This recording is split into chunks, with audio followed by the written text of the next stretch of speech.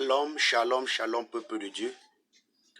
Soyez bénis dans le nom puissant de notre glorieux Seigneur Jésus-Christ. C'est encore un privilège et une grâce pour moi de pouvoir faire cette vidéo. Et je crois que par la grâce de Dieu, beaucoup d'enfants de Dieu qui entreront en possession de cette vidéo seront bénis. Parce que le Seigneur voudrait, par ma voix, mon frère et ma sœur, de communiquer encore sa pensée. Le Seigneur voudrait par ma voix également éclairer le peuple de Dieu, parce que la Bible nous dit que mon peuple périt parce qu'il lui manque de la connaissance. Et alors, je viens en cet après-midi, par le mandat de Dieu et par l'air de l'enseignant par excellence, le Saint-Esprit, pour jeter un éclairci sur un terme qui pose beaucoup de polémiques aujourd'hui dans l'Église, dans le corps du Christ et au milieu des serviteurs de Dieu. Et je crois que par l'aide du Saint-Esprit, nous aurons un éclairci parfait à la lumière de la parole de Dieu. Parce que la Bible dit également que, dans le livre des Hébreux, que Dieu nous a parlé autrefois à nos pères par des prophètes. Mais en ces derniers temps, il nous parle par le Fils, qui est l'empreinte de sa personne, et soutenant toutes choses par sa parole puissante. Donc, frères et sœurs, je prie le Seigneur que toi qui recevras ces vidéos, que tu sois pasteur, que tu sois diacre, que tu sois apôtre, prophète, si tu es appelé au ministère, il est important pour toi de pouvoir vérifier ce qui sera dit à la lumière de la parole. Alors, si tu es béni, ne te lasse pas de partager, afin que beaucoup d'enfants de Dieu de par le monde entier puissent en profiter de cette révélation dont Dieu m'a ouvert les yeux à ce qui concerne ses Écritures. Nous ne sommes rien, mais lui, il est tout. Donc, je crois que ce n'est pas un fruit du hasard. Si tu reçois ce message, que tu sois en Europe, en Amérique, en Asie, que ce soit en Australie, au bout du monde, le Seigneur veut te parler. Et alors, frères et sœurs, toi qui aspires à l'appel, laisse-moi te dire, la Bible dit que nous devions annoncer l'évangile dans la vérité et rien que dans la vérité. Donc, comme le terme nous indique, frères et sœurs, devons-nous encore donner la dîme ou devons-nous encore rendre la dîme? Bien-aimés, écoutez, lorsque ce terme est évoqué, ça crée beaucoup de problèmes. Mais dans le nom puissant de Jésus, avant que cette vidéo ne puisse finir, tu dois sortir avec un éclairci. Et ça sera fini le pouvoir de l'ennemi sur ta vie. Amen. Donc, frères et sœurs, également, nous allons rapidement recommander ce moment au Seigneur et prier le Dieu de nous conduire. Et que le Seigneur ouvre ton esprit, toi qui recevras cette vidéo, de pouvoir entrer véritablement en connaissance des Écritures. Père, je te bénis, je te rends grâce, je t'élève, je te magnifie pour le privilège et la grâce que tu me donnes de pouvoir faire cette vidéo. Et je prie que quiconque écoutera ce message, que tu ouvres son intelligence et que tu donnes la compréhension des Écritures pour qu'il soit illuminé et que ton nom soit glorifié au nom de Jésus-Christ. Amen. Alors, avant de commencer l'enseignement, il y a des questions que nous devons nous poser. Et c'est à base de ces questions que l'enseignement sera développé. Donc, premièrement, nous parlons de la dîme. Des dîmes, du moins. Écoutez, la première question, c'est qu'est-ce que la dîme? Qu'est-ce que la dîme? La deuxième question, quelle était la nature de la dîme? La troisième question, à qui revenait la dîme et pourquoi? Et la quatrième et dernière question, comment se donnait la dîme? Alléluia. En développant toutes ces questions, rapidement, nous pouvions nous donner une idée de la pensée de Dieu par rapport à la dîme. Parce qu'aujourd'hui, beaucoup d'enfants de Dieu vivent sur la culpabilité. Et des prophètes, des pasteurs, des bishops, les livres sont écrits par rapport à la dîme. Certains disent non, si tes enfants sont malades, c'est parce que tu ne payes pas ta dîme. Si tu es pauvre, c'est parce que tu ne payes pas ta dîme. Lorsque tu traverses un moment de difficulté, de trouble dans ta vie, la première des choses qu'on va te demander, est-ce que tu payes ta dîme?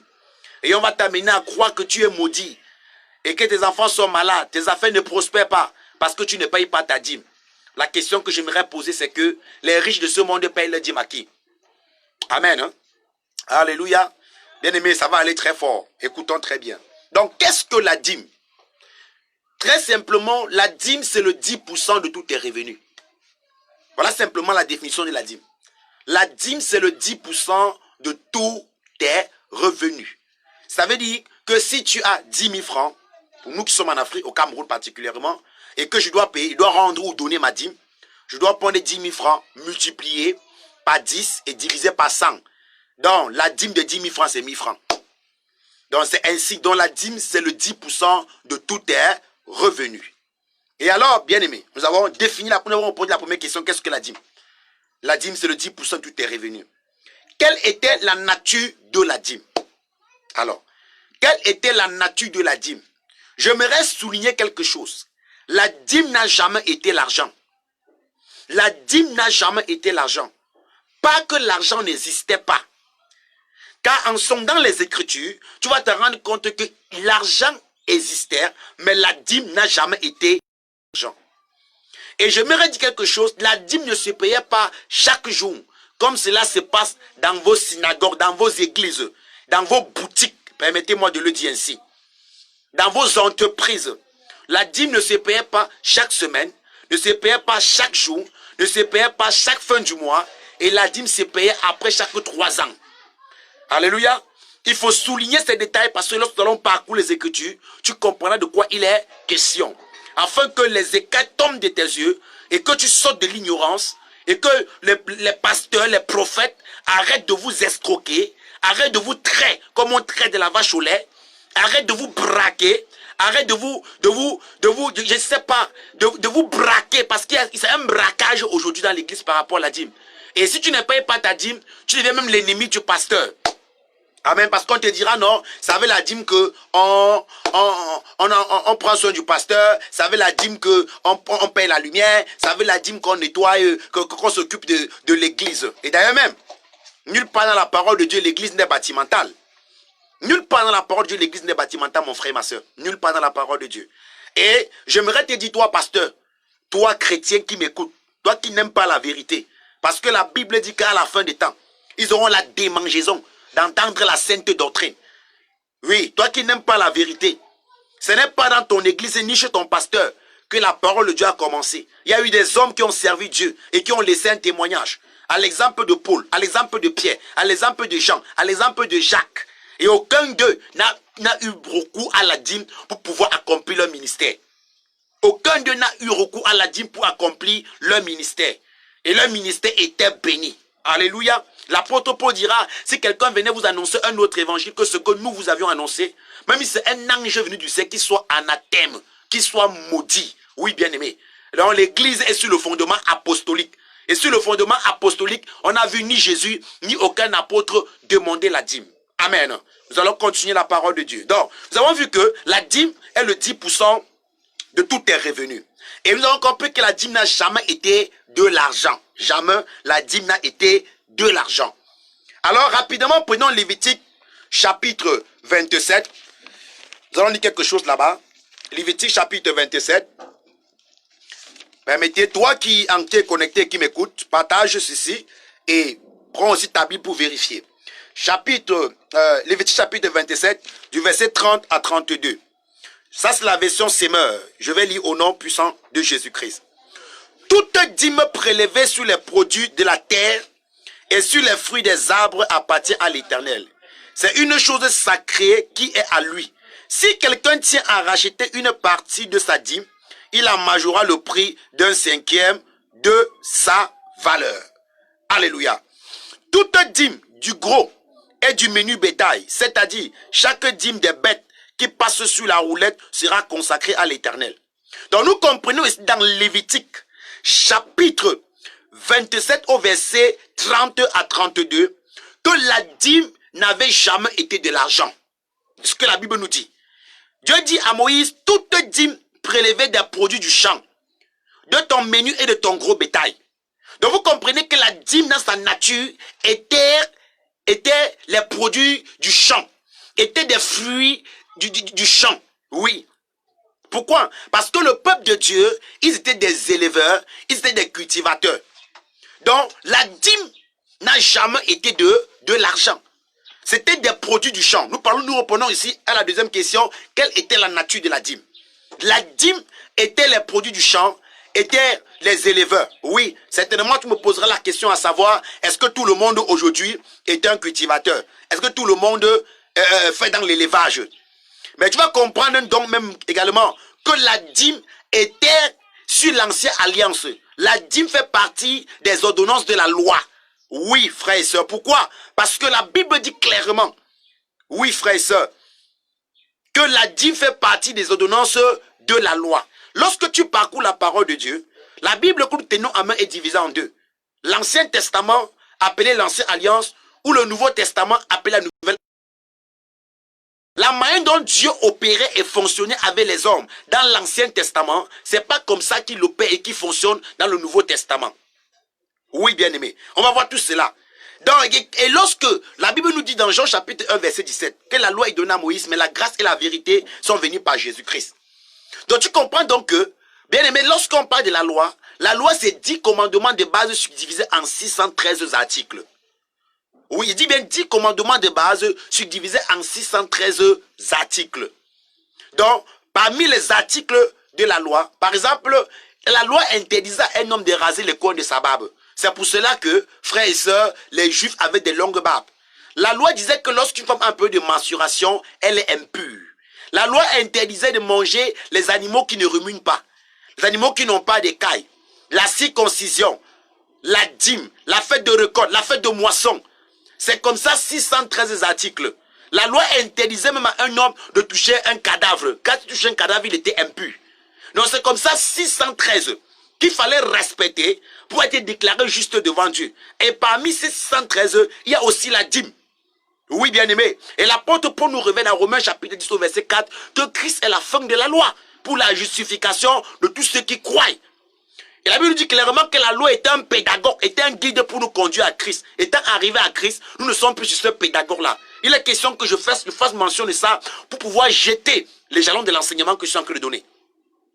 Et l'apôtre Paul révèle en Galates que quiconque s'attache aux œuvres de la loi sont sur la malédiction. Donc la loi, la dîme fait partie aussi de la loi. Et nous comprenons clairement ici que la dîme n'avait jamais été de l'argent. Donc la dîme était les produits des champs, étaient les produits de l'élevage. Oui, c'était comme ça qu'on payait la dîme. Ça, c'est la nature de la dîme. Vous me demandez que, est-ce qu'aujourd'hui tout le monde élève? Bien aimé, tu comprendras pourquoi la dîme ne nous concerne pas, nous l'église. Tu comprendras pourquoi à la fin de cet enseignement. Nous continuons rapidement aussi dans 2 Chroniques chapitre 31 au verset 5. Nous sommes en train de parler de la nature de la dîme. Nous allons comprendre cela. Permettez. 2 Chroniques. Voilà, 2 Chroniques chapitre 2 Chroniques 31 à partir du verset 5. Je lis au nom puissant de Jésus-Christ. Voilà, 2 Chroniques 31 verset 5. Nous parlons ici de la nature de la dîme. 2 Chroniques 31 verset 5. Qu'est-ce que la Bible nous dit? La Bible nous révèle ceci. Oui, permettez s'il vous plaît. Dans 2 Chroniques chapitre 31 au verset 5. Je lis au nom puissant de Jésus-Christ de Nazareth. Bien-aimés, la Bible nous révèle ceci. Dès que ces ordres eurent été publiés, les Israéliens apportaient en grande quantité les premières récoltes de blé, de vin, de vin nouveau, l'huile, de miel et de tous les produits agricoles. Ils apportaient aussi la dîme de tout en abondance. Ils apportaient la dîme de tout en abondance. Donc nous comprenons clairement que, encore à base de 2 Chroniques, chapitre 31 au verset 5, que la nature de la dîme était les produits du champ. Lisez la Bible partout, vous verrez cela. Ce n'était pas de l'argent. La nature de la dîme était les produits du champ. Pourquoi? Parce que le peuple de Dieu était des éleveurs, était des cultivateurs. C'est ça. Et nous continuons également, bien aimés, avec Néhémie chapitre 10. Nous allons voir Néhémie chapitre 10. Vous allez voir quelque chose là. Tu pourras lire ça également. Néhémie chapitre 10. Et tu vas te rendre compte que, frères et sœurs, là aussi, la nature de la dîme était les produits du champ. Dans Néhémie chapitre 10, verset 34 à 39, tu vas vérifier cela. Et tu verras que la nature de la dîme était les produits du champ. Maintenant, nous lisons Nombre chapitre 18. Ah oui, on va voir que je suis là-bas. Nombre chapitre 18. Là, ça commence à être intéressant. Nombre chapitre 18, du verset 21 à 24. Voilà. Nombre chapitre 21 à 24. Donc, nous avons compris que la dîme était le 10% de tous tes revenus.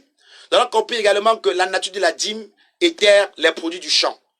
Parce que le peuple de Dieu était des Juifs, des Israéliens, étaient des cultivateurs, étaient des éleveurs.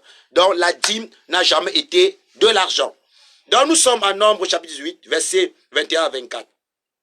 L'Éternel dit à Aaron, tu ne posséderas pas de patrimoine foncier dans le pays et il ne te reviendra aucun pas au milieu d'eux.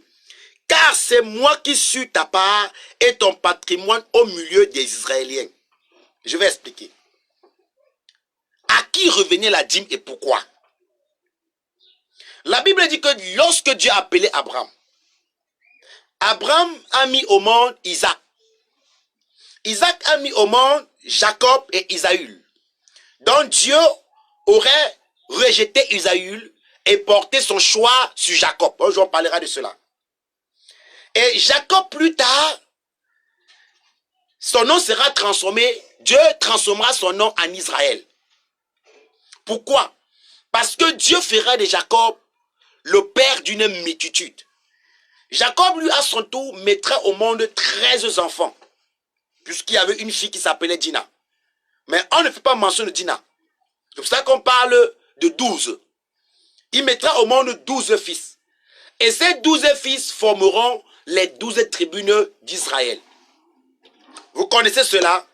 Nous avions Jude, nous avions Manassé, nous avions Dan, nous avions Benjamin, 8 frères, et ces 12 fils de Jacob forment les 2 tribus d'Israël. Vous connaissez l'histoire?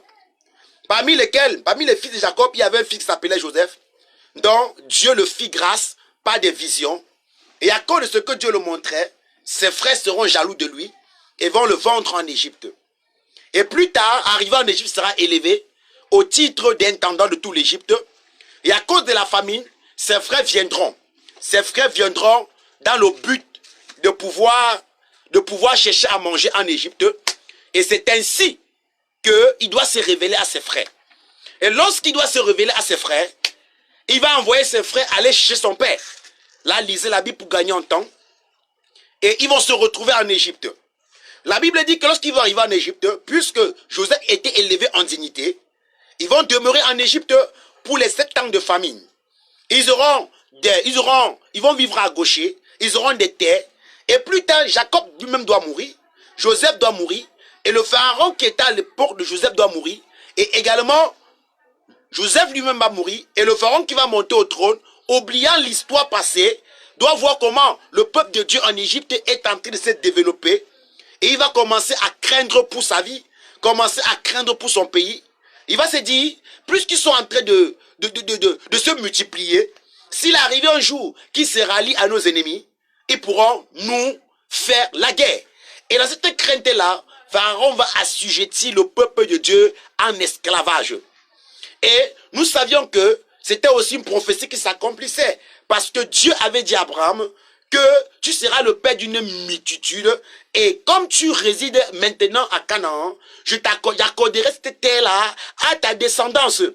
Mais ils seront assujettis à un peuple comme esclaves. Mais moi, l'Éternel, je les délivrerai. Donc, lorsque Pharaon va soumettre Israël pendant 430 ans d'esclavage, donc plus tard Dieu va susciter Moïse pour aller libérer Israël de la servitude, de la domination pharaonique. Et quel était le but? C'était enfin de leur retirer de l'Égypte et pour leur conduire à Canaan qui est la terre promise. Et Dieu, par la conduite de Moïse, va libérer Israël de la domination de Pharaon, qui exerçait son autorité sur le peuple de Dieu, qui le dominait, qui le matait. Et qu'est-ce qui va se passer? Moïse n'entrera pas à la terre promise à cause de sa désobéissance. Et alors, l'Éternel Dieu doit laisser à travers Moïse un carnaval à suivre. Peuple qui entrera à Jéru et entrera à Canaan sur la conduite de Josué. Et alors, Moïse va dire à Josué, lorsque tu dois conquérir la terre de Canaan, écoutez très bien, tu dois partager ce patrimoine aux fils d'Israël. Mais la tribu de Lévite, eux, ils ne vont ni s'aimer, ils ne vont ni récolter, ils ne vont ni élever, mais ils seront à mon service. Et moi, l'Éternel Dieu, je les établis à mon service. Donc c'est ainsi que Dieu parmi les fils d'Israël doit choisir Lévite pour être à son service, afin que le peuple ne s'approche plus de la tente d'assignation de peur qu'il ne puisse mourir. Alléluia. Donc Dieu avait choisi les Lévites pour être à son service. Sur la loi au temps de Moïse, tu ne pouvais pas être sacrificateur sans être un Lévite. Et tu ne pouvais pas être souverain sacrificateur sans être de la descendance de Aaron. Écoutez-moi très bien. Donc on pouvait être Lévite, mais sans être souverain sacrificateur parce qu'on n'est pas de la lignée de Aaron. Mais on ne pouvait pas être sacrificateur sans être un Lévite. Donc on ne pouvait être souverain sacrificateur que la lignée de qui? De Aaron. Et alors Dieu dit, dans Nombre 18, au verset 20 à 24, dont nous sommes en train de lire, Dieu dit à Aaron, tu ne posséderas pas de patrimoine foncier dans le pays, et il ne te reviendra aucun part au milieu d'eux, car c'est moi qui suis ta part et ton patrimoine au milieu des Israéliens. Ô Lévite, je donne comme possession toutes les dîmes qui seront perçues par Israël pour le service qu'ils assurent, celui de l'accomplissement, celui qu'ils accomplissent dans la tente de la signation, tente de rencontre. Dieu dit qu'il donne comme possession, comme héritage aux Lévites toutes les dîmes. Il n'a pas dit toute la dîme, mais toutes les dîmes. Retenez bien ceci. Parce qu'il y a Malachie chapitre 3 au verset 10 que les pasteurs brandissent aujourd'hui pour terroriser, pour tétaniser et pour culpabiliser le peuple de Dieu, pour leur dire qu'ils doivent apporter les dîmes dans la maison de Dieu. La dîme. Et pourtant Malachie parle même des dîmes. On verra ça tout à l'heure. Ici Dieu parle des dîmes. Donc nous comprenons que la Bible, bien-aimée, mentionne plusieurs sortes de dîmes. Écoutez-moi très bien.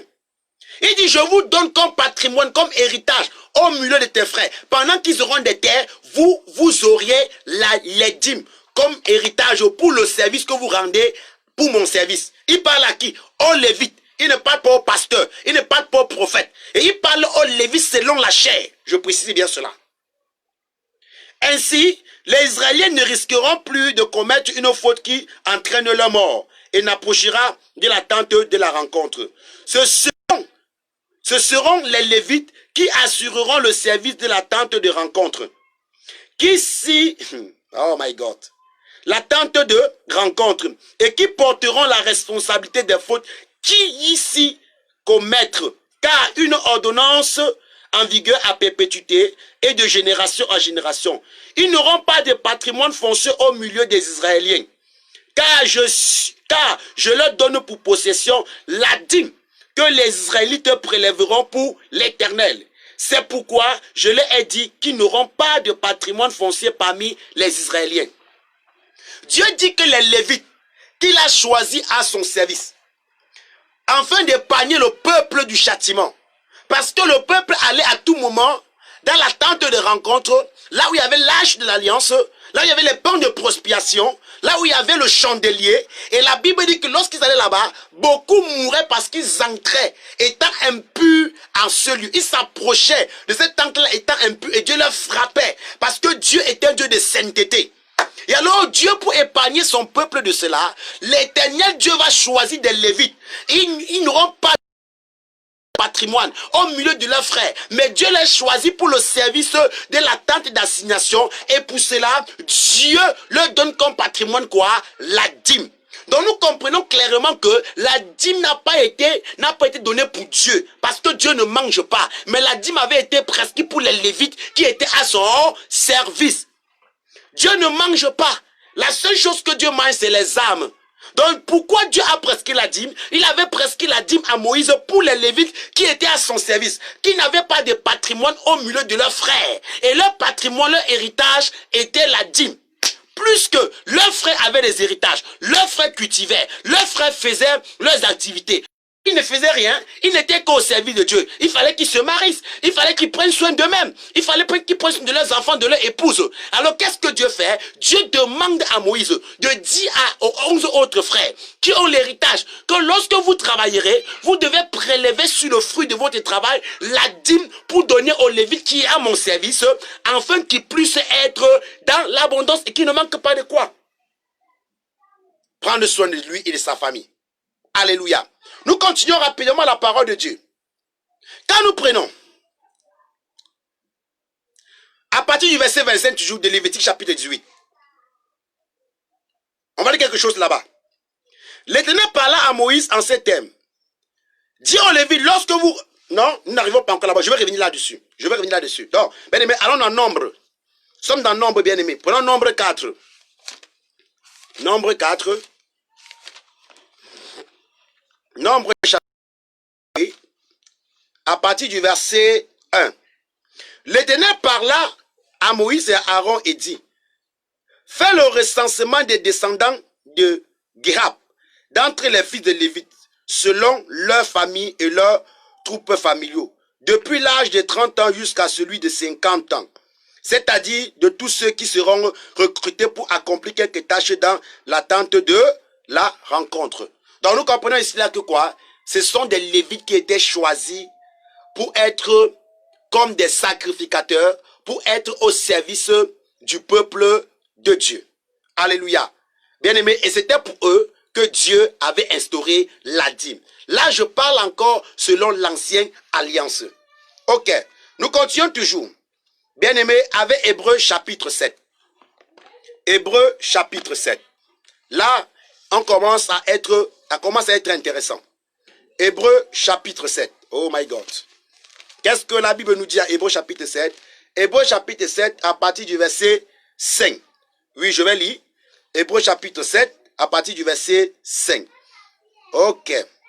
Qu'est-ce que la Bible dit? Certes, la loi ordonne à ceux des Lévites qui sont prêtres de prélever la dîme sur le peuple d'Israël, c'est-à-dire sur leurs frères, bien que ceux-ci soient comme eux, des descendants d'Abraham. Donc, Lévitique, chapitre 7 au verset 5, nous révèle que la loi, la dîme est sur la loi. Ah oui, frère et soeur. Qu'est-ce qu'il dit? Oh mon Dieu, c'est merveilleux. Certes, la loi ordonne à ceux des Lévites qui sont prêtres de prélever la dîme sur leurs frères. De prélever la dîme sur leurs frères. C'est la loi qui ordonne, comme j'expliquais. Oh, c'est merveilleux, la parole de Dieu. Il dit ceci. Certes, la loi ordonne à ceux des Lévites qui sont frères de prélever la dîme sur le peuple d'Israël, c'est-à-dire sur leurs frères, bien que ceux-ci soient comme eux, des descendants d'Abraham. Donc, Hébreu nous dit que comment la loi ordonnait aux Lévites de prélever la dîme sur leurs frères. Et pourtant, leurs frères sont israéliens comme eux. Pourquoi ils doivent prélever la dîme? Parce que lorsque nous disons que la dîme c'est sur la loi, j'ai écouté des hommes de Dieu que j'ai rencontrés, à qui j'ai partagé ce message, et qui ont combattu. Ils m'ont dit non, comment frère tu peux dire que la dîme c'est sur la loi? Abraham n'était pas sur la loi, mais Abraham a payé la dîme. Donc moi, Abraham par la foi, je paye la dîme. Je paye la dîme abrahamique et non la dîme mosaïque. Oui, vous savez que lorsque nous venons jeter du sable dans le tapioca, ils vont chercher des versets ou bien des choses afin de pouvoir séduire le peuple de Dieu.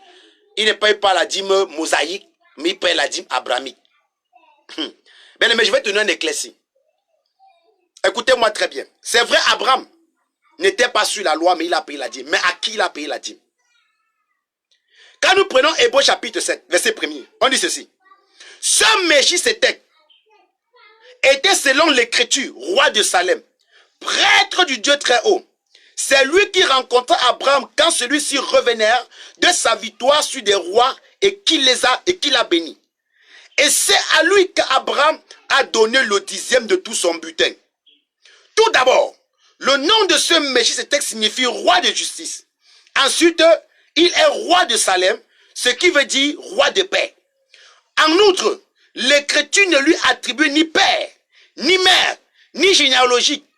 Elle ne mentionne ni sa naissance, ni sa mort. Elle le rend ainsi sans Dieu et il demeure prêtre pour toujours. Hébreu nous révèle clairement le Melchisédek à qui Abraham avait payé la dîme est souverain sacrificateur à perpétuité. Et les descriptions qui sont attribuées à cet homme de Melchisédek à qui Abraham a payé la dîme du butin n'est rien d'autre que Jésus.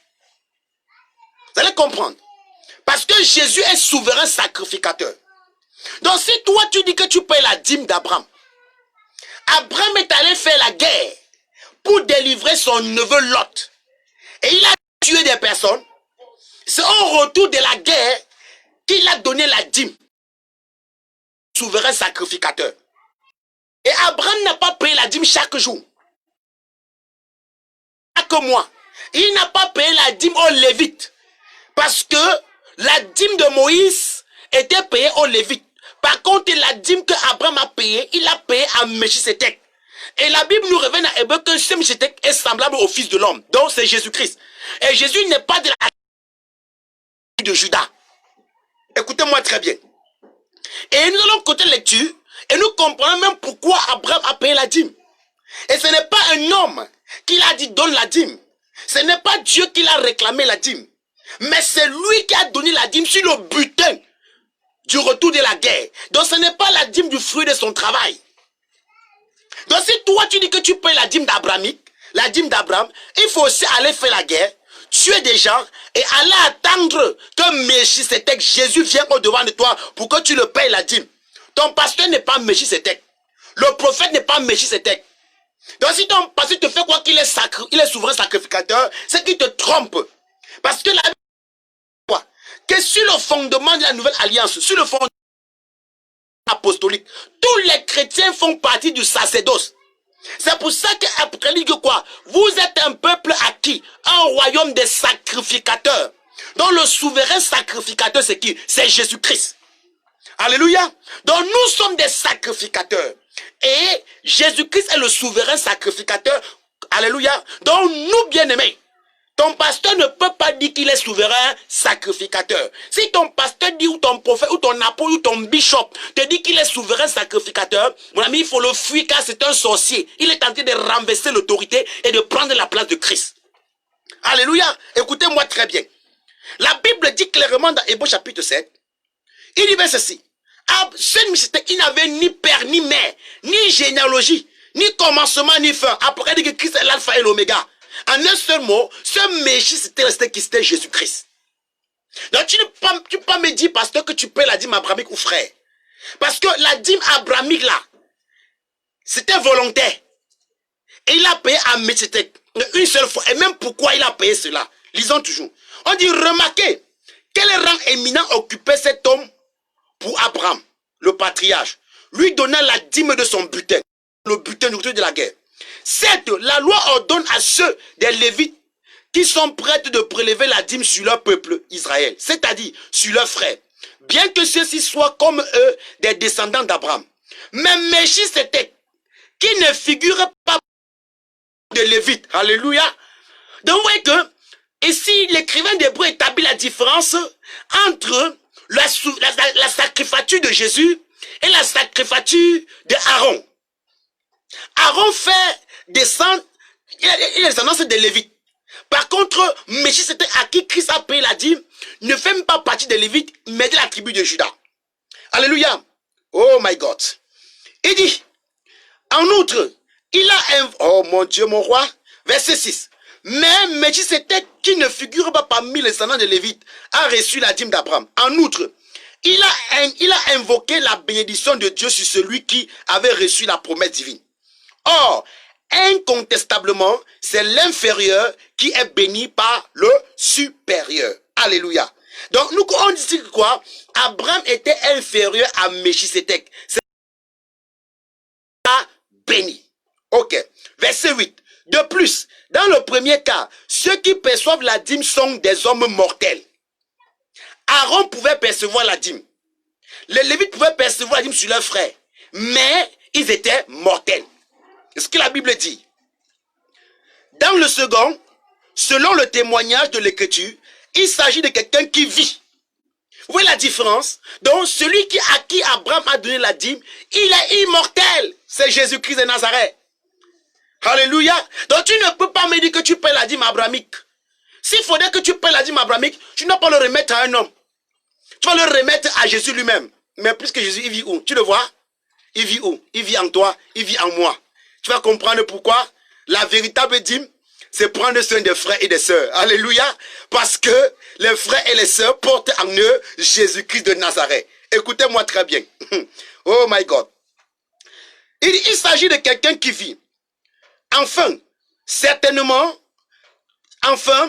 concernant Lévite, qui continue à percevoir la dîme par l'intermédiaire de ses descendants, on peut même dire qu'il a versé à Melchisédek à la personne d'Abraham.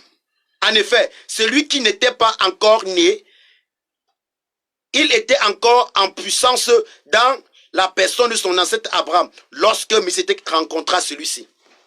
Donc, l'écrivain d'Hébreu dit que c'est pas en vain que parmi tous les fils de Jacob, ce n'est que Lévite que Dieu a choisi pour être à son service. Parce que Abraham, en payant la dîme du butin de Melchisédek, il posait ici en tant qu'un prophète une action prophétique en faveur des Lévites. On dit c'est ainsi que les Lévites ont payé la dîme pour ainsi dire par Abraham. Alléluia. Donc les Lévites pouvaient percevoir la dîme parce qu'Abraham avait payé la dîme à leur place. Oh, ça c'est merveilleux. Et la Bible dit que nous sommes fils de Dieu par la foi. Et Abraham est le père de la foi. Donc ça veut dire que également, Abraham a payé la dîme pour nous, qui sommes des Lévites, qui sommes des sacrificateurs. C'est pour ça qu'A fait de nous quoi? Un royaume de quoi? Des sacrificateurs. Donc tu peux me dire que tu payes la dîme abrahamique. Alléluia. Continuons la parole de Dieu, bien-aimé. Nous allons continuer, nous sommes à Deutéronome, à Hébreu, chapitre 7, nous parlons de cela. Maintenant, quand nous prenons, oui, Nombre chapitre 14.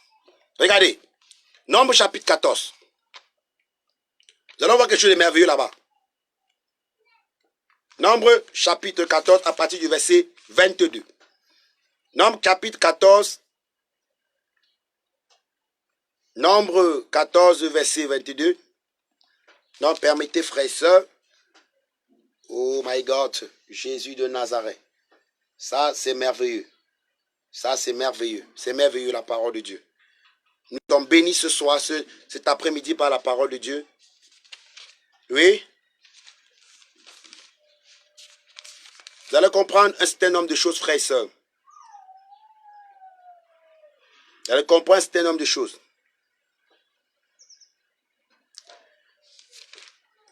Oui. Nous allons maintenant parler, frères et sœurs, des différentes formes de dîmes. Parce que la Bible nous fait mention de plusieurs sortes de dîmes. Alléluia. Nous sommes ici en Nombre chapitre 18 du verset 21. Nombre 18 verset 21. Avant cela, avant de dire Nombre 18 chapitre 21, nous allons prendre également Deutéronome chapitre 14. Deutéronome chapitre 14. Oui, permettez, Deutéronome chapitre 14. Et nous allons voir quelque chose là-bas. Deutéronome 14 à partir du verset 22. Voilà. Voilà. Merci Saint-Esprit de Dieu. Deutéronome 14 verset 22. Deutéronome 14, verset 22. Disons ceci. Chaque année, tu prélèveras la dîme de tous les produits de vos champs. Encore le champ. Vous mangerez devant l'Éternel votre Dieu au lieu qu'il aurait choisi pour y établir sa présence. Ça, c'est la première dîme. La première dîme, c'est celle-là que toi-même tu mangeais. C'est ce que Nombre 14, 22 nous dit. Donc la première dîme, c'est celle que toi-même tu mangeais. Ça, c'est la première dîme. Celle que tu mangeais. Amen. Donc, Nombre 22 va répondre Malachie chapitre 3, verset 10 comme vous. Regardez.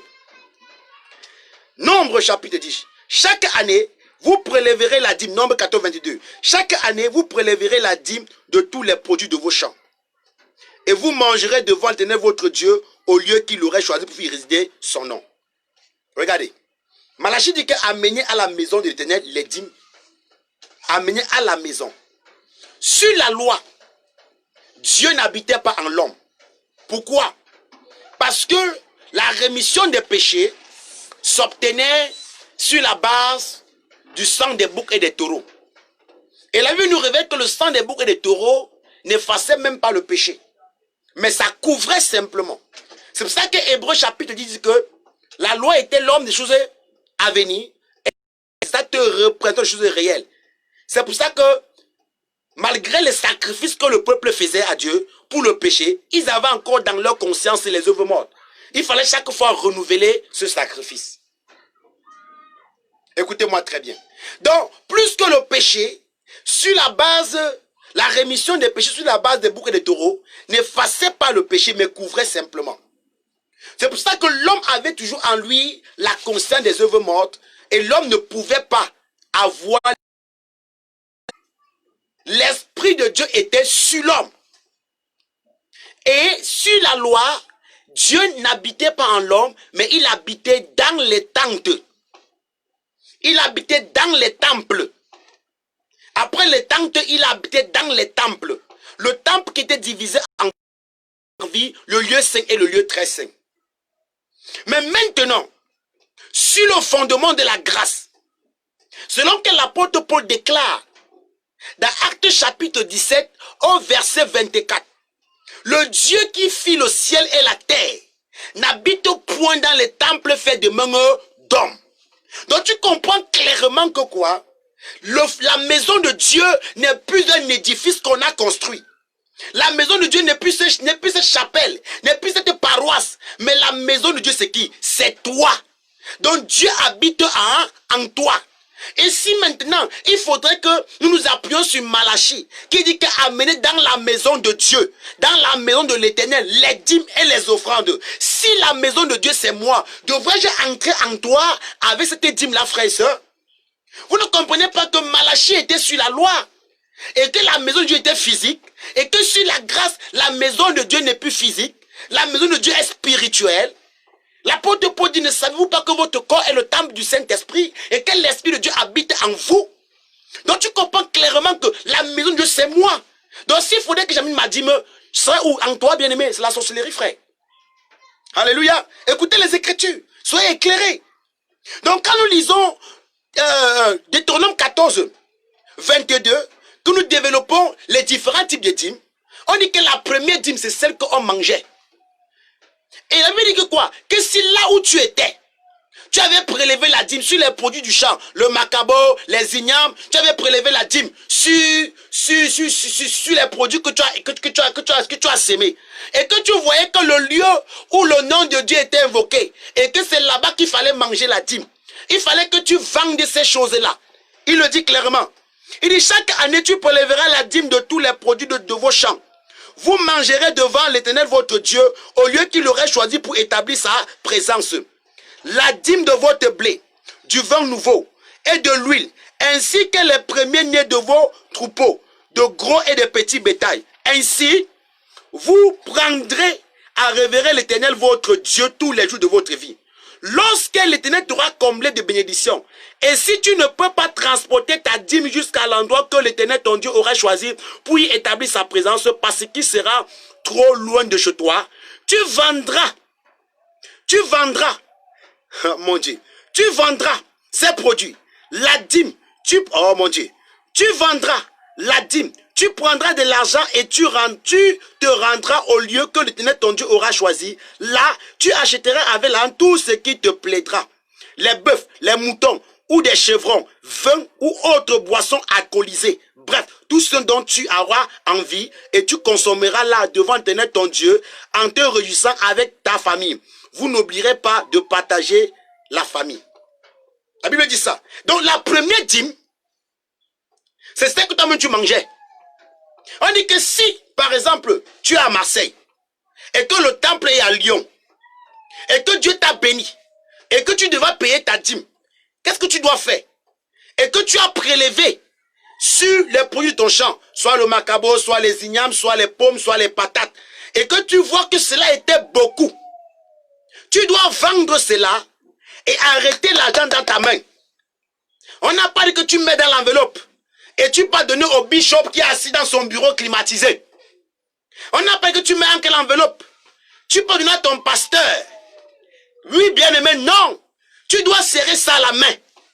Et tu vas à Lyon, là où le temple est. Parce que sur la loi, Dieu n'habitait pas en l'homme, mais dans le temple. Et tu arrives là-bas, avec cet argent-là, tu achètes ce que tu veux.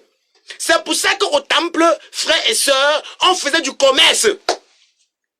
Pour ces cas, soit pour acheter des animaux pour le sacrifice d'expiation, soit pour dans le cas où il fallait consommer ta dîme. Et tu iras là-bas.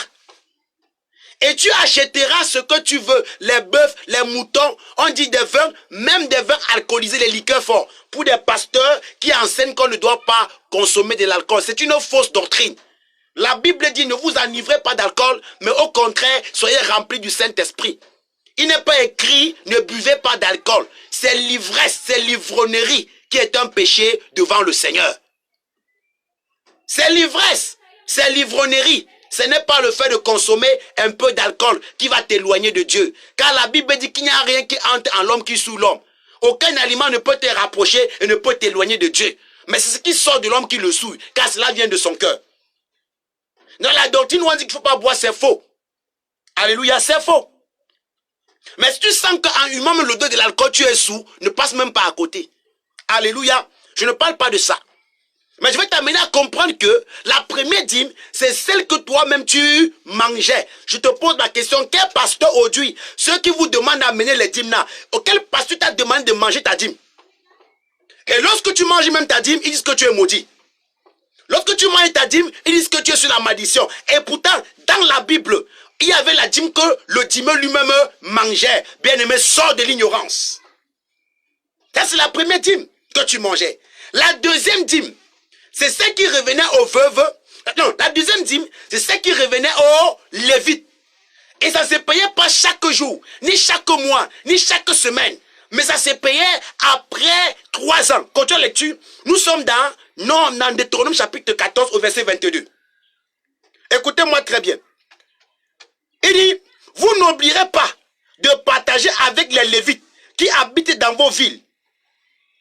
Car ils n'ont pas reçu de part de patrimoine foncier comme vous. Tous les 3 ans, vous prélèverez toute la dîme des récoltes de cette année-là. Et vous le déposerez à l'intérieur de votre ville. Alors les Lévites qui n'ont pas part de patrimoine foncier comme vous viendront ainsi prendre. Vous comprenez? Alléluia. Donc la première dîme, tu la mangeais. La deuxième dîme, après 3 ans que tu récoltais, et tu ne venais pas donner au temple aux Lévites. Et quand le temps arrivait, on annonçait dans les synagogues, on annonçait au temple que sachez que de la dîme et que vous deviez prendre soin du Lévite. Alors tu prélevais cela et tu venais mettre devant ta porte, le Lévite venait chercher. Après chaque 3 ans. Et la troisième dîme, c'est celle qui revenait aux veuves, aux orphelins et aux étrangers. Chaque fois on te dit, apporte ta dîme pour que je prie pour toi. Chaque dimanche, apportez la dîme. Chaque mardi, apportez la dîme. Chaque fois vous réunissez, le pasteur demande la dîme, c'est de l'escroquerie. C'est de l'escroquerie. Est-ce que tu sais que le fait qu'on te demande la dîme, frère aimé, on est en train de te mettre sur la malédiction. Parce que la dîme fait partie de la loi. Et la Bible dit que tous ceux qui s'attachent aux œuvres de la loi sont sur la malédiction. C'est de l'escroquerie. Ces hommes de Dieu sont des braqueurs. C'est pour ça que lorsqu'ils commencent l'église, ils sont petits de corps. Mais après 5-6 ans, ils sont avec des gros ventres, donc on ne peut même plus boutonner. Pourquoi? Parce qu'ils passent le temps à traire le peuple comme on traite de la vache au lait. Écoutez-moi bien, aucun apôtre n'a demandé la dîme. Ni Pierre, ni Jean, ni Paul n'a demandé la dîme. Mais l'apôtre Paul dit que chacun donne comme il a résolu dans son cœur, sans contrainte ni regret, car Dieu aime ceux qui donnent avec eux. Bien aimé, lorsque tu es enseigné, lorsque tu as la connaissance de la parole de Dieu, lorsque l'amour de Dieu est dans ton cœur, on n'a pas besoin de te sortir des clés 14 pour que tu puisses soutenir un serviteur, pour que tu puisses bénir un frère, pour que tu puisses soutenir l'œuvre de Dieu. Car tu commences à comprendre que c'est la chose de ton père. Et alors en tant qu'un fils, tu dois prendre soin des choses de ton père. Laisse-moi te dire, la dîme n'est pas sur le fondement apostolique. Écoutez-moi très bien. Donc, le fait que tu payes ta dîme, ce n'est pas scripturel sur la base de l'enseignement des apôtres, frères et sœurs. C'est du vol, c'est de l'arnaque. Voilà les différents types de dîmes. Et la quatrième dîme, c'est la dîme de la dîme. C'est la dîme de la dîme. Parce que lorsque les sacrificateurs eux-mêmes prélevaient la dîme, sur ce qu'ils ont prélevé au peuple, ou ce que le peuple les a donné comme dîme, ils enlevaient encore 10% qu'ils remettaient au souverain sacrificateur qui est à Aaron. On va lire ça dans Nombre 18, 26. L'Éternel parla encore à Moïse en ces termes. Dis aux Lévites, lorsque vous recevrez des Israéliens la dîme de leur part en guise de possession, vous prélèverez la dîme comme une offrande de la dîme. Ça sera donc la dîme de la dîme. Donc lorsque Malachie parle ici qu'on vole Dieu dans les dîmes et dans les offrandes, bien aimé, il ne parle pas au peuple. Il parle ici aux sacrificateurs que lorsqu'ils prélevaient la dîme au peuple, oui, nous allons lire Malachie pour mieux expliquer ces choses-là, pour que vous compreniez. Alléluia. Je crois que tu es béni.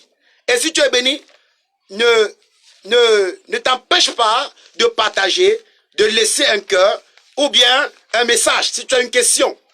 Alléluia. Amen. Si tu as une question, on pourra te répondre. Oui, nous sommes là pour sonder la parole, pour sonder les Écritures. Oui, bien-aimé. Nous allons lire clairement Malachie. Dit. Ça, c'est le verset, le chapitre, le verset clé que les pasteurs prennent pour vous théoriser. Apportez donc vos dîmes. Vos dîmes. Et plusieurs dîmes que je viens de citer. Dans leur totalité, dans le trésor du temple pour qu'il y ait de vivre dans ma demeure. Qu'est-ce qu'on appelle la main du trésor? Lorsqu'on avait conçu le temple, on avait conçu dans le temple des petites chambres comme des chambres de réserve. Et c'est là-bas qu'on mettait la dîme de la dîme. Afin que, pour prendre soin du temple. Oui, parce qu'il y avait le chandelier qui devait toujours être alimenté avec de l'huile. Donc, quand on parle, il dit apporter dans la maison. Alléluia, les dîmes. Dans la chambre du trésor, ce n'est pas ton église. D'ailleurs même, ton bâtiment n'est même pas le temple. Parce que le temple était divisé en 3. Le parvis, le lieu saint et le lieu très saint. Vos assemblées sont divisées. Ah oui, ils vous diront que non, l'escrade c'est le lieu très saint. Et c'est pour ça que certaines personnes ont de la vénération pour ce lieu. On dit non, là-bas c'est le lieu très saint. Là où le bishop s'assoit avec son épouse. Le couple apostolique, le couple prophétique. Parce que l'église est devenue une entreprise familiale, une propriété humaine. Oui, ça c'est le modèle de vos églises aujourd'hui. L'homme gère les hommes, la mère gère les femmes. Et si l'enfant est jeune, toi tu es chrétien, toi tu es pasteur, tu prêtes difficilement. Quand il est fatigué de prêcher, sa femme prend la relève. Quand sa femme est fatiguée, il invite son ami au Canada, son ami à Londres, Comme c'est devenu le Ndjangi, c'est le clan. Tu m'invites, je prêche, je donne un peu, t'as pas de dîme, t'as pas d'offrande, tu rentres avec. Même si tu vis dans le mensonge, je ne parle pas. Tu vis dans l'adultère, il n'y a pas de problème. Je vais vous dire une vérité. Le temps est arrivé où les trompettes vont sonner. Des hommes et des femmes qui vont dire la vérité et qui n'auront pas besoin que vous les invitez dans vos synagogues. Parce que pendant que Calife, le souverain sacrificateur, était assis au temple et que le peuple l'adorait, la gloire n'était plus au temple, la gloire était dehors. Jésus était dehors. Jean-Baptiste était au désert. Écoutez-moi très bien. Le temps est arrivé pour que vous sortez de vos bâtiments, que vous sortez de vos moyens de confort, ces entreprises dans lesquelles on vous a établi. Et toi qui écoutes ce message, l'Éternel te fait sortir de là au nom de Jésus-Christ. Tu vas comprendre que ce n'est pas dans les 4 murs qu'on sert le Seigneur. Ah oui, c'est pour ça que dans les 4 murs, tu as l'impression que tout le monde est un ange. Mais allez voir la vie des chrétiens dans leur famille. Allez voir la vie des chrétiens en entreprise. Allez voir la vie des chrétiens dans leur cadre professionnel. Mon frère et ma soeur, c'est déplorable. Mais on vient quand même payer la dîme, il n'y a pas de problème. Même si tu es un fornicateur, paye ta dîme. Même si tu es un impudique, paye ta dîme. Même si tu es un sorcier, paye ta dîme. C'est l'argent qu'on veut. C'est pour ça que il ne prêche que des choses de la terre. Mais l'heure est arrivée pour que le Seigneur sorte son peuple véritablement de Babylone, de cette poubelle, de cette confusion. Oui, l'heure est arrivée. Et nous devons dire la vérité au peuple de Dieu. Alléluia. Donc, Malachie dit amener dans la maison. Ça, c'était la loi. Puisqu'à l'époque de Malachie, la maison de Dieu était un bâtiment. Mais sur le fondement apostolique, la maison n'est plus un bâtiment. Mais la maison, c'est qui? C'est toi, c'est moi. Donc, je vais entrer en toi avec la dîme bien-aimée. Mais non, frère et soeur. Non, frère et soeur, non. Écoutez-moi très bien. Écoutez très bien. Car Dieu est en train de te parler. Alléluia. Donc, voilà les 4 formes de dîme. La première dîme, je la mangeais. La deuxième dîme, je remettais aux Lévites après 3 ans. La troisième dîme, je donnais aux veuves, aux orphelins et aux étrangers. Et la quatrième, bien-aimé. La première dîme qu'on la mangeait dans le temple, plus que je suis le temple et que Jésus habite à moi, qu'est-ce que je fais? Je la mange. La deuxième dîme qu'on donnait aux Lévites après chaque 3 ans, comme Jésus a fait de nous un royaume des sacrificateurs, donc lui il est le souverain sacrificateur, il vit où? À moi. En tant qu'un Lévite encore, je mange la dîme là. La troisième dîme qui revenait aux veuves, aux orphelins et aux étrangers. La Bible dit, la religion pure sans tâche. C'est ceux qui s'occupent des veuves et des orphelins. C'est pour cela que nous travaillons dans les œuvres sociales. Nous devons prendre soin des orphelins, prendre soin des veuves et soutenir l'étranger. Ah oui, bien-aimé, c'est ce que la Bible nous demande. Donc, allez prendre soin des orphelins, c'est payer notre dîme aussi. Allez également soutenir des veuves, c'est payer notre dîme. Même comme aujourd'hui dans l'église, c'est plutôt la veuve qu'on dépouille. C'est plutôt l'orphelin qu'on dépouille. C'est même à l'étranger qu'on demande la dîme. Dans notre dîme là, nous prenons soin des orphelins. Ça c'est la troisième dîme. La quatrième dîme, qui est la dîme de la dîme? Qu'on remettait au souverain sacrificateur. Jésus-Christ en tant que souverain sacrificateur, il vit en moi. Alors qu'est-ce que je fais encore? Je mange. Parce que tu me demandes quoi? Tu me demandes quoi? Je t'ai pas appelé au ministère. Celui qui t'a appelé au ministère prendra soin de toi. Alléluia. Lorsqu'on dit sa vérité, ça choque, ça énerve. Mais la parole de Dieu s'accomplit. Alléluia. L'apôtre Paul dit, nous n'avons rien contre la vérité, mais nous n'avons que pour la vérité. Alléluia. Donc frères et sœurs, écoutez-moi bien. La dîme n'est plus d'actualité. La dîme ne concerne pas l'église. Mais la dîme, c'est le monde. Amen. Toi qui es connecté, laisse un message, laisse un cœur. Si tu as des questions, je te réponds. Amen. Que Dieu soit loué. Nous sommes en train de parler de la dîme.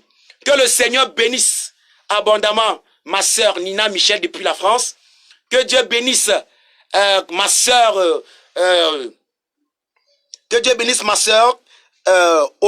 Aurore depuis l'Italie.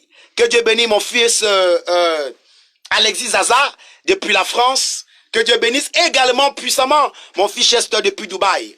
Que Dieu vous bénisse. Et toi qui es connecté, que la grâce de Dieu repose.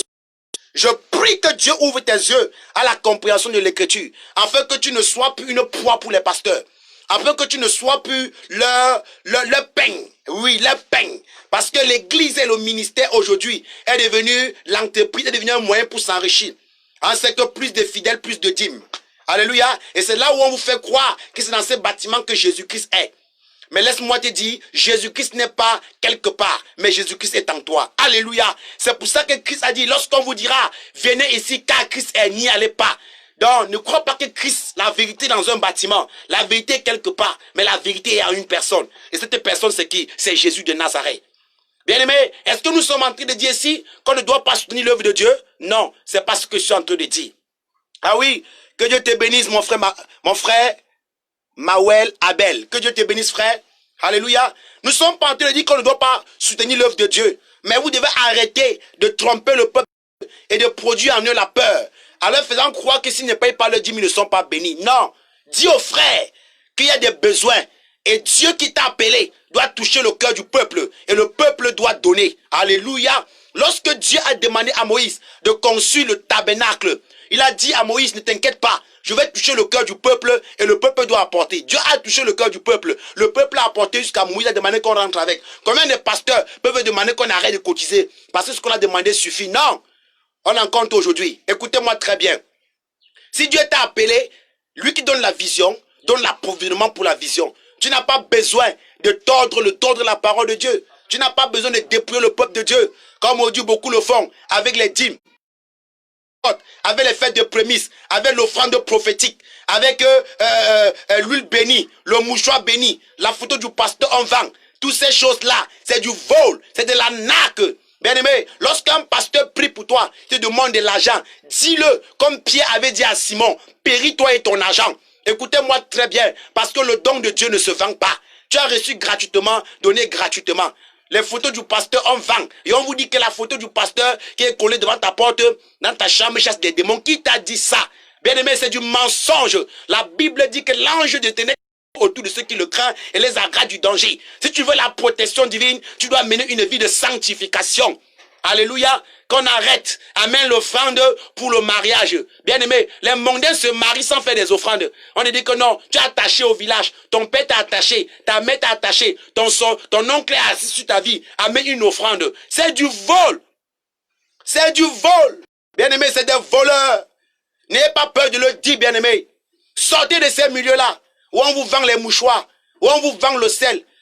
On dit que non, le sel béni. Et pourtant, la Bible dit clairement dans Matthieu chapitre 5 que nous sommes le sel et la lumière de la terre. Donc, ce qui donne la saveur, ce n'est pas le sel là que ton prophète, que ton pasteur ou ton prêtre, ton bishop a béni, mais c'est l'église qui donne la saveur. Comme également Lot, malgré l'abomination qui est à Sodome et Gomorrhe, sa présence donnait la saveur à Sodome et Gomorrhe. Et lorsqu'il est sorti de là, oh mon frère et ma soeur, il n'y avait plus de saveur. Dieu a détruit. C'est pour ça qu'il dit que quoi? Si le sel perd sa saveur, avec quoi la lui rendons-t-on? Malgré l'abomination sur la terre, Lot et ses fils donnaient de la saveur à la terre. Bien aimé, ce n'est pas un sel qu'on a béni qui va faire peur à un sorcier, mais c'est ta vie de sainteté, la nausée du péché, la crainte de Dieu qui va te remplir de Dieu, de la puissance de Dieu et qui mettra l'onction qui va mettre au devant de toi en fuite tes ennemis. Ce sel béni que tu as acheté là, mets ça à la maison, vis dans le mensonge, vis dans l'adultère, vis dans la fornication. Le sorcier viendra, il va prendre ce sel-là, il va te saler avec avant de te manger. Et lorsqu'il va finir de te manger, il va porter l'eau bénie, il va boire. Écoutez-moi très bien, arrêtez de la sorcellerie dans l'église. Beaucoup de francs-maçons, beaucoup de roseaux-chrétiens, beaucoup de charlatans sont convertis en pasteurs parce qu'ils ont compris que l'œuvre de Dieu c'est un moyen pour se faire de l'argent. L'argent à gauche, l'argent à droite, l'argent devant, l'argent derrière. Mais le temps est arrivé pour que Dieu soit enseigné en esprit et en vérité. Oui, bien-aimé. Lorsqu'on prie pour toi, tu es guéri. On dit amène ton offrande de guérison. Tu as vu l'apôtre Paul demander l'offrande de guérison à qui? Tu as vu l'apôtre Pierre demander ça à qui? Même Jésus, lorsqu'il guérissait les hommes, il dit va, ne pêche plus, de peur que quelque chose de pire ne puisse t'arriver. Lorsque Dieu te délivre, c'est pour que tu mènes une vie de sanctification. Écoutez-moi très bien. Écoutez très bien. Car la Bible dit vous connaîtrez la vérité. La vérité vous affranchira et vous serez réellement quoi? Libre. L'heure est arrivée. Jésus est à la porte. Jésus revient bientôt. Et chaque chrétien doit se rassurer qu'il soit dans la doctrine véritable. Chaque chrétien doit se rassurer qu'il a gardé son vêtement propre. Oui, bien-aimé, son vêtement propre. Arrêtez de mener une vie chrétienne de conformité, d'illusion. Vous vous trompez. Et les pasteurs et ces prophètes vous vendent de l'illusion. Certains croient que parce qu'ils font beaucoup de dons à l'église, parce qu'ils payent beaucoup le dîme, ils peuvent acheter la conscience de Dieu. Tu peux acheter la conscience de ton pasteur, mais tu ne peux pas acheter la conscience de Dieu. La Bible dit aucun impudique, aucun fornicateur, aucun adultérien, aucun sorcier, aucun idolâtre n'héritera le royaume des cieux. C'est ce que vous étiez hier, mais Jésus t'a transformé afin que tu marches en nouveauté de vie. Car Paul le déclare dans 2 Corinthiens chapitre 5 au verset 17. Si quelqu'un est en Christ, il est une nouvelle créature. Les choses anciennes sont passées. Voici que toutes choses sont devenues quoi? Nouvelles. Alléluia. Écoute-moi très bien. La dîme, c'est du vol. Bien aimé, l'église fonctionne avec les libéralités. Qu'on arrête de te faire croire que si tu ne payes pas ta dîme, tu n'es pas béni. C'est un message qui produit la peur dans ton cœur. Parce que plus tu as peur, plus ils ont le dessus sur toi pour te dépouiller. Non. Qui sème abondamment, récolte abondamment. Qui sème peu, récolte peu. Alléluia. Alors si tu es béni, donne-moi un cœur. Si tu es béni, donne-moi les j'aime. Oui, mon frère et ma soeur. Et partage ceci. Afin que le peuple de Dieu soit davantage édifié. Soit davantage délivré de la main de ces gourous. De la main de ces faux prophètes. Car la Bible dit qu'à la fin, plusieurs viendront à vous avec des doctrines de quoi? De démons. Ils viendront en vêtements d'agneau. Et pourtant, ce sont de quoi? Des loups dévoreurs. Ah oui. Bien aimé, nous sommes en train de parler de la dîme. Donc vous comprenez que l'église ne fonctionne pas avec la dîme. L'église fonctionne avec la libéralité. Pasteur enseigne la vérité et laisse le peuple, laisse le Saint-Esprit qui convainc toucher le cœur du peuple pour que le peuple puisse prendre soin de toi. Alléluia. Et si ils ne prennent pas soin, on va travailler. L'apôtre Paul dit, afin d'être à la charge de personne. Paul dit, personne. J'ai travaillé de mes propres mains. Alléluia. Alléluia. Et je crois que tu es béni. Ah, c'est un moment merveilleux. C'est un moment glorieux. Je suis dans la joie. Et je vais prier maintenant pour toi. Pour toi qui es connecté. Je prie afin que le Seigneur ouvre ton intelligence et t'accorde la compréhension de sa parole. Je prie que le Seigneur, oh bien-aimé, fasse tomber les écailles de tes yeux. Que tu ne sois plus séduit. Afin que tu puisses connaître la différence entre ceux qui servent Dieu et ceux qui ne le servent pas. Alléluia. Que la grâce de Dieu qui surpasse toutes choses surabonde dans ta vie. Toi qui m'écoutes et qui es malade, je déclare par la foi que cette maladie te quitte au nom de Jésus. Mets la main là où tu sens mal. Et l'onction de Dieu va te localiser pour une guérison. Et tu dois témoigner. Que Dieu te guérisse. Toi qui souffres du cancer. Toi qui as mal au ventre. Toi qui as des douleurs abdominales. Toi qui as les violents. Délivre. Oui, je vois une femme que Dieu est en train de délivrer en ce moment. Que Dieu te libère de la stérilité. Au nom puissant de Jésus-Christ. Tout blocage au devant de toi est renversé. Au nom puissant de Jésus-Christ. Tout que les hommes avaient déclaré sur ta vie. Je prie que ces décrets soient révoqués au nom puissant de Yoshua. Au nom puissant de Jésus-Christ de Nazareth. Oui. Des yeux. Toi qui as mal aux yeux. Je touche ses yeux. Que ces mal te quittent maintenant. Ça te quitte maintenant. Ça te quitte maintenant. Au nom puissant de Jésus-Christ. Au nom puissant de Jésus-Christ. Toute parole de malédiction. Tout décret de célibat. Tout décret de pauvreté. Tout manteau de rejet. Tout ce que tu aides. Tu as en retour l'ingratitude. Parce qu'il y a un manteau de rejet sur ta vie. Le manteau tombe. Je prie que ce manteau tombe au nom puissant de Jésus-Christ. Je prie que ce manteau tombe au nom puissant de Jésus-Christ.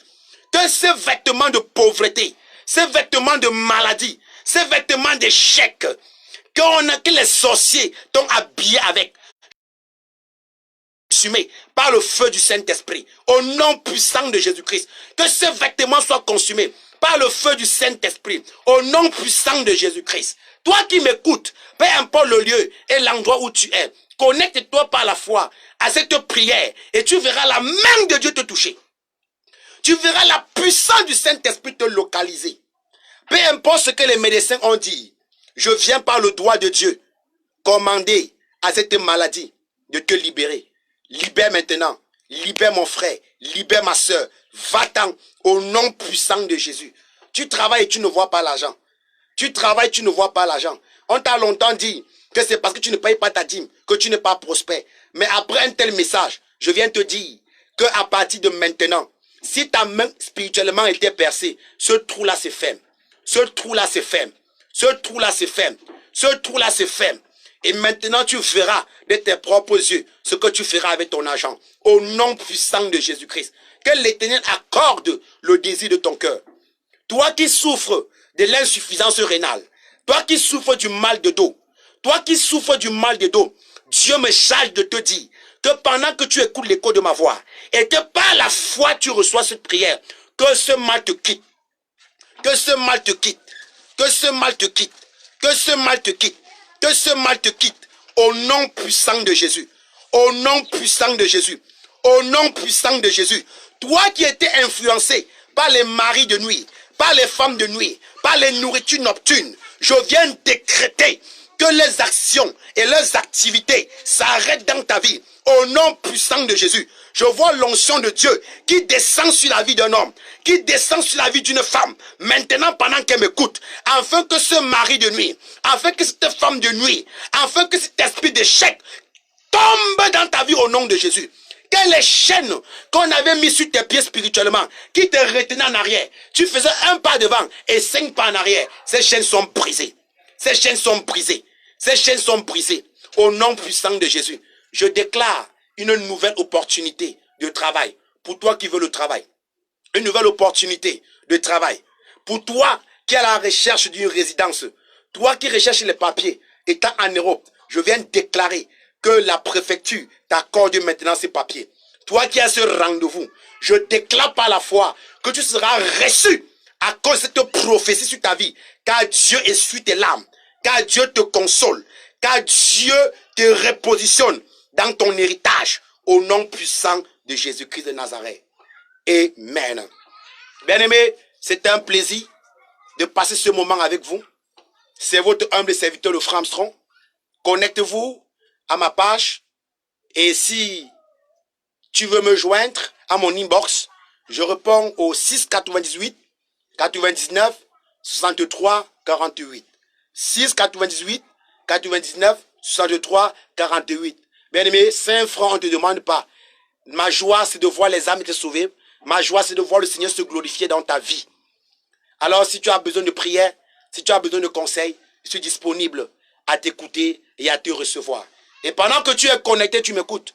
Si tu as besoin de prière, laisse ton sujet de prière, je vais prier. Car je n'ai que 10 minutes pour arrêter cet enseignement. Alléluia. Si tu es connecté et que tu as besoin d'un sujet de prière particulier, laisse juste ton message et ton nom et puis je vais prier pour toi. Et tu verras ce que le Seigneur fera. Tu verras la grâce de Dieu te localiser. Tu verras la puissance du Saint-Esprit agir dans ta vie. Tu verras que Dieu n'a pas changé, qu'il est le même hier, aujourd'hui et éternellement. Alors, si tu es hors de l'Afrique et que tu voudrais me joindre, tu pourras ajouter à mon numéro plus 237. Que le Seigneur te bénisse, qu'il te comble de ses grâces, qu'il t'inonde de sa présence et qu'il accorde le désir de ton cœur. Que Dieu te délivre de l'ignorance et des faux prophètes, des faux pasteurs. Que le Seigneur également étende sa main de grâce et de bénédiction sur toi. Sois béni et shalom.